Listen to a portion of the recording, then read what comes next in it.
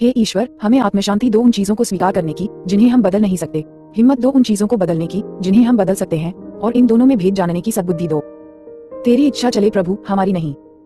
सिर्फ आज के दिन मार्च 23 ईश्वरीय उपहार।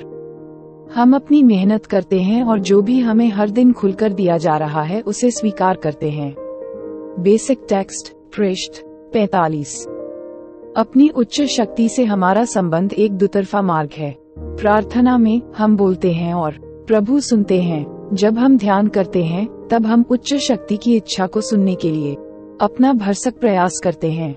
हम जानते हैं कि प्रभु के साथ संबंध स्थापित करने के लिए अपने भाग के लिए हम ही उत्तरदायी हैं। अगर हम प्रार्थना नहीं करेंगे, ध्यान चिंतन से प्रभु की आवाज नहीं सुनेंगे, तो हम अपनी जिंदगानी में उच्च शक्ति के प्रवेश द्वार स्वयं ही बंद कर लेंगे।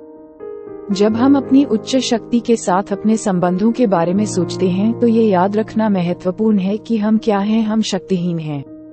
हम मार्गदर्शन की मांग कर सकते हैं, इच्छुकता और शक्ति के लिए गुहार कर सकते हैं। हम अपनी उच्च शक्ति की इच्छा को जानने के ज्ञान की भी मांग कर सकते हैं, लेकिन हम अपनी मांगे नहीं रख सकते हैं।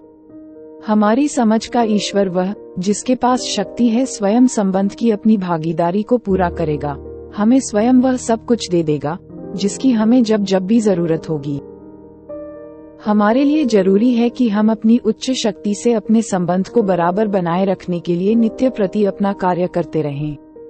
इसे करते रहने का एक रास्ता ये है कि हम 11वें कदम पर चलें।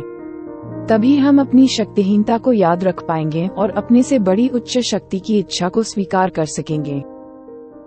सिर्फ आज के दिन अपनी उच्च शक्ति के साथ अपने संबंध में मैं शक्तिहीन हूँ ये याद रखते हुए कि मैं कौन हूँ, मैं आज अपनी समझ के ईश्वर के उपहारों को सिर झुकाकर कबूल करूँगा। हे ईश्वर, हमें आत्मशांति दो उन चीजों को स्वीकार करने की जिन्हें हम बदल नहीं सकते, हिम्मत दो उन चीजों को बदलने की जिन्हें हम बदल सकते हैं, और इन दोनों में भेद जानने की सद्बुद्धि दो। तेरी इच्छा चले प्रभु, हमारी नहीं। Thanks for watching. Like, comment, share, subscribe at @JTrain._91.